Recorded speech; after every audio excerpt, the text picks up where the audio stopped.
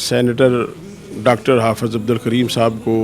مرکزی جمعیت اہل حدیث پاکستان کا امیر منتخب ہونے پر مبارکباد دینے کے لیے آئے ہیں، اور دعا گو ہیں کہ اللہ تعالیٰ ان کو صحت والی، ایمان والی لمبی زندگی عطا فرمائے، اور جس طرح ان کا ویژن ہے کہ ہر اہل حدیث کے ساتھ تعلق رکھنا اور ان کے ساتھ رواداری اور یکجہتی کا مظاہرہ کرنا جو ان کی طبیعت میں ہے، ہم نے اکثر حافظ صاحب سے رابطہ کیا، کبھی ہمیں مایوسی نہیں ہوئی، حالانکہ ہم جماعت اہل حدیث سے ہیں اور مرکزی جمعیت کے حافظ صاحب ناظم اعلیٰ بھی تھے۔ ہر موقع پر انہوں نے ہمارے ساتھ بھرپور تعاون کیا اور یقین دہانی بھی کراتے رہے ہیں اور عملی طور پہ کر کے بھی دکھایا ہے، اور آج ہمیں خوشی ہوئی ہے کہ یہ ساجد میر رحمۃ اللہ کے بعد ان کی جگہ پہ